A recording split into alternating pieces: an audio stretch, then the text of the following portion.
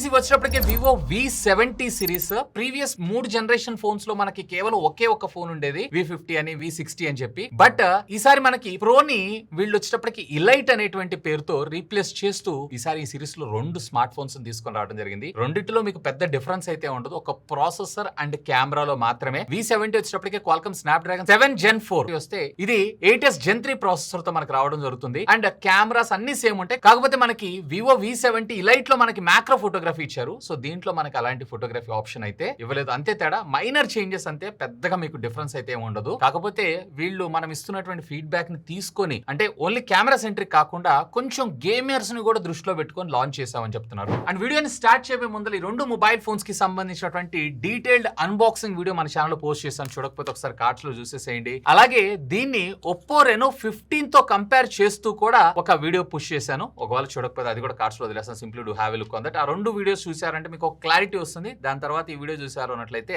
అసలు దీన్ని పర్చేజ్ చేయొచ్చా చేయకూడదు అనేది క్లియర్ కట్ గా అర్థమవుతుంది. సో మరి ఆలస్యం చేయకుండా వీడియోని స్టార్ట్ చేస్తాం. Hi, this is Vasu again signing in. Welcome to my channel Vasu tech blogs.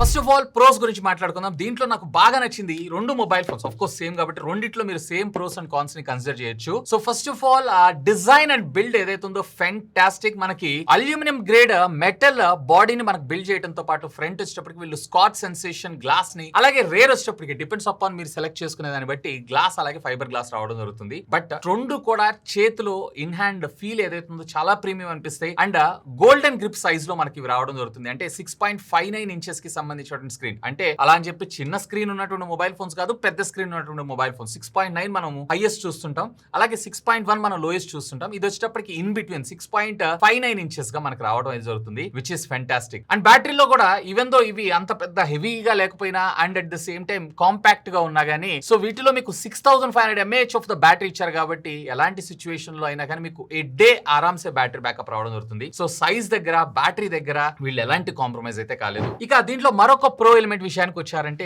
దీంట్లో ఉన్నటువంటి డిస్ప్లే గురించి మనం మాట్లాడుకుందాం. రెండింటిలో కూడా మనకి సేమ్ సైజ్ ఉన్నటువంటి డిస్ప్లే ఇచ్చారు. 6.59 ఇంచెస్ కి సంబంధించినటువంటి 1.5K రెజల్యూషన్ డిస్ప్లే, అది కూడా 120 హెడ్ స్క్రీన్ రిఫ్రెష్ రేట్ దాకా తీసుకొని రావడం జరుగుతుంది. సో దీంట్లో ఒక ప్రో ఉంది, కాన్ ఉంది. సో 120 FPS కి బదులుగా 144 FPS తీసుకొచ్చుంటే ఇంకా బాగుండేది. ఎందుకంటే వీళ్ళు ఎలాగో LTPS ప్యానల్ ని యూజ్ చేస్తారు కాబట్టి 144 దాకా స్ట్రెచ్ చేయొచ్చు, లేదా అట్లీస్ట్ 2K డిస్ప్లే దాకా అయితే వెళ్ళొచ్చు. బట్ మనకి 1.5K రెజల్యూషన్ అలాగే 120 హెడ్స్ మాత్రమే ఇచ్చారు. దీనికి బదులుగా వీళ్ళు LTPO ప్యానల్ తీసుకొచ్చి ఉంటే కనుక ఫెంటాస్టిక్. ఎందుకంటే అక్కడ మనకి ఆల్వేస్ ఆన్ డిస్ప్లేస్ యూజ్ చేస్తున్నాం అనుకోండి, అక్కడ 1 హెడ్స్ దాకా వెళ్తుంది. బ్యాటరీ బ్యాకప్ చాలా సేవ్ అవడంతో పాటు ఫర్ ఎగ్జాంపుల్ మీరు డే టు డే లైఫ్ లో మొబైల్ ఫోన్ యూసేజ్ చాలా స్మూత్ అనిపిస్తుంది. బట్ ఇందులో LTPS ప్యానల్ అడ్వాంటేజ్ ఏంటి అంటే ఇది కొంచెం దాంతో పోల్చారంటే చవకగా వస్తుంది. బట్ హయ్యర్ రెజల్యూషన్ తో పాటు higher refresh rate and higher brightness nits తో రావడం జరుగుతుంది. ముఖ్యంగా సన్ లైట్ లో, డే లైట్ లో మీకు విజిబిలిటీ ఏదైతే ఉందో చాలా క్లియర్ అనిపిస్తూ ఉంటుంది. బ్రైట్నెస్ నిట్స్ కూడా మోర్ దాన్ సఫిషియంట్ అని నా అభిప్రాయం. సో అంతా బానే ఉంది కానీ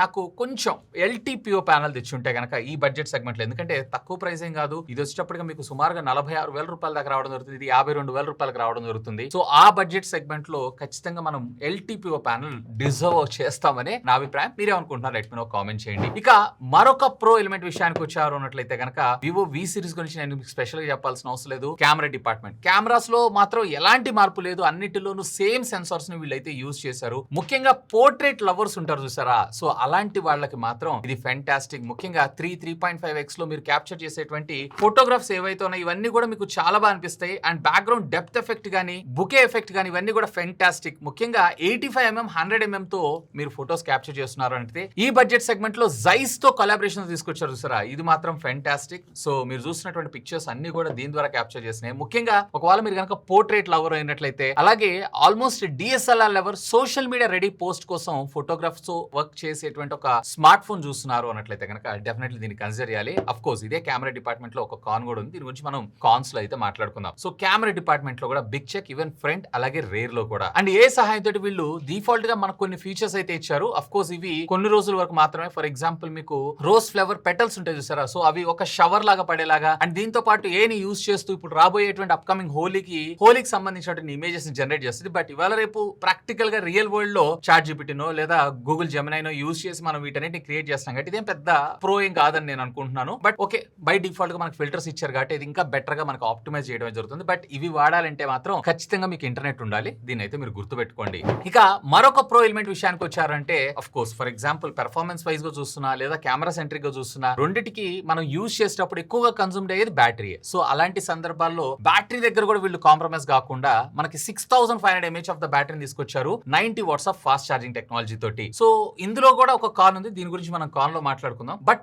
ఒకవేళ మీరు కనుక ప్రాక్టికల్ గా ఒక రోజంతా బ్యాటరీ బ్యాకప్ కావాలనుకుంటున్నారు అన్నట్లయితే డెఫినెట్లీ రెండు ఫోన్స్ లో మీరైతే ఎంజాయ్ చేస్తారు. ఆల్మోస్ట్ ఒకవేళ మీరు కనుక మోడరేట్ గేమర్ లేదా మోడరేట్ ఫోన్ యూజర్ అయి ఉన్నట్లయితే కనుక 2 days బ్యాటరీ బ్యాకప్ అయితే పక్కాగా మీకు ఇందులో రావడం జరుగుతుంది. సో బ్యాటరీ పరంగా కూడా బిగ్ ఎస్ అని నేను అంటాను. అండ్ బాక్స్ లోనే మనకి చార్జర్స్ ఇచ్చారు, మీరు సపరేట్ గా కొనుక్కోవాల్సిన అవసరం అయితే ఏం లేదు. ఇక మరొక ప్రో ఎలిమెంట్ విషయానికి వచ్చారు అన్నట్లయితే ఈ సెగ్మెంట్ లో ముఖ్యంగా వీళ్ళు మనకి ఆప్టికల్ ఫింగర్ ప్రింట్ స్కానర్ కి బదులుగా అల్ట్రాసోనిక్ ఫింగర్ ప్రింట్ స్కానర్ అయితే మనం తీసుకొచ్చారు. సో బేసిక్ గా దానికన్నా ఇది అప్గ్రేడ్ ఎలా అవుతుంది అంటే ముఖ్యంగా మన ఫింగర్ ప్రింట్ ఉంది చూసారా, చాలా యాక్యురసీగా అండ్ చాలా ఫాస్ట్ గా మనకి ఇది అన్లాక్ అవడం జరుగుతుంది. ఈ బడ్జెట్ సెగ్మెంట్ లో రెగ్యులర్ గా మనము వీటిని అయితే చూడడం ఎక్కువగా మనం ఆప్టికల్ చూస్తున్నాం. బట్ దీంట్లో మనకి అల్ట్రాసోనిక్ తీసుకొచ్చారు. This is a big pro. ఇక కాన్స్ విషయానికి వచ్చారు అన్నట్లయితే కనుక డిస్ప్లేలో నేను ఇందాక మీకు చెప్పాను చూసారా, మనకి ఎల్టీపీఎస్ ప్యానల్ తీసుకొచ్చారు. అట్లీస్ట్ 120 Hz కాకుండా 144 Hz తీసుకొచ్చినా కానీ ఇంకా బాగుండేదని నా అభిప్రాయం. అండ్ రెజల్యూషన్ ఇలాంటి వాటి అన్నిట్లో కూడా సాటిస్ఫైడ్ అని నేను చెప్తాను. అండ్ ఎల్టీపీఎస్ ప్యానల్ తో పాటుగా పోనీ అక్కడ కూడా మనం కాంప్రమైజ్ అయినా కానీ అట్లీస్ట్ వీళ్ళు మనకి ఇందులో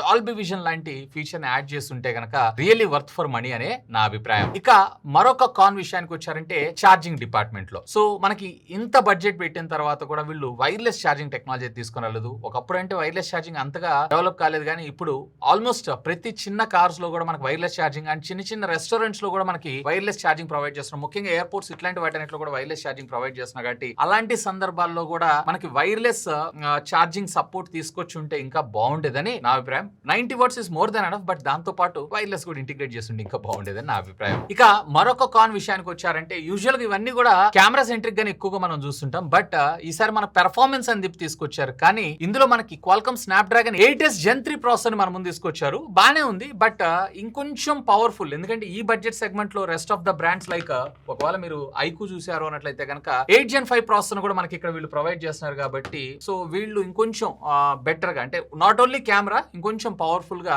ప్రాసెసర్ తీసుకొచ్చుంటే, కొంచెం పవర్ఫుల్ ప్రాసెసర్ తెచ్చుంటే ఇంకా బాగుండేదని నా అభిప్రాయం. ఈవెన్ దో పర్వాలేదు, decent day to day life లో మీకు ఎలాంటి హ్యాంగ్ లాగ్ అయితే ఉండదు. కాకపోతే ఇంకొంచెం బెటర్ పవర్ఫుల్ తెచ్చుంటే ఇంకా బాగుండేదని నా అభిప్రాయం. ఇంకా వీళ్ళు కెమెరా సెంట్రిక్ మెయిన్ ఎక్కువగా ఫోకస్ చేస్తుంటారు కదా, బట్ ఆ కెమెరా డిపార్ట్మెంట్ లోనే వీళ్ళు అల్ట్రా వైడ్ యాంగిల్ ఏదైతే ఉందో దీన్ని వీళ్ళు మనకి 8 మెగాపిక్సెల్ మాత్రమే తీసుకొచ్చారు. ఇన్స్టెడ్ ఆఫ్ దట్ వీళ్ళు మెగాపిక్సెల్ ని మరికొంత పెంచి, అండ్ ఇది వచ్చేటప్పటికే మనకి ఆటో ఫోకస్ అయితే ఇవ్వలేదు అల్ట్రా వైడ్ యాంగిల్ లో. సో దాంట్లో ఆటో ఫోకస్ ని కూడా వీళ్ళు ఇంటిగ్రేట్ చేస్తుంటే గనక ఇంకా బాగుండేదని నా అభిప్రాయం. యూజువల్ గా మనకి అల్ట్రా వైడ్ యాంగిల్ లో ఎక్కువగా పెద్దగా బ్రాండ్స్ అయితే కాన్సన్ట్రేట్ చేయరు, బట్ ఈ సెగ్మెంట్ లో వీళ్ళు కెమెరా సెంట్రిక్ గానే తీసుకొస్తుంటారు. కాబట్టి ఇక్కడ కొంచెం అల్ట్రా వైడ్ యాంగిల్ ని కూడా కాన్సన్ట్రేటెడ్ గా తీసుకొచ్చుంటే ఇంకా బాగుండేదని నా అభిప్రాయం. సో ఫైనల్ గా ఆ బడ్జెట్ సెగ్మెంట్ కి వీటిని పర్చేస్ చేయొచ్చా అనే విషయానికి వచ్చారు అన్నట్లయితే, ఒకవేళ స్ట్రిక్ట్లీ మీ బడ్జెట్ కనుక 45,000 నుంచి 50,000 రూపాయల బడ్జెట్ సెగ్మెంట్ లో మంచి కెమెరా సెంట్రిక్ స్మార్ట్ ఫోన్ చూస్తున్నారు అన్నట్లయితే కనుక డెఫినెట్లీ మీరు ఇక్కడ వివో V17 అయితే పిక్ చేయొచ్చు. బట్